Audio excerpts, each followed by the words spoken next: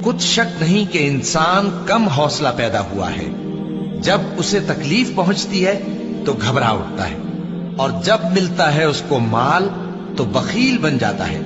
मगर नमाज अदा करने वाले जो नमाज का इल्तिजाम रखते और हमेशा पढ़ते हैं, और जिनके माल में हिस्सा मुकर्रर है, यानी मांगने वाले का और न मांगने वाले का, और जो रोजे जजा को सच समझते हैं, और जो अपने परवरदिगार के अजाब से खौफ रखते हैं, बेशक उनके परवरदिगार का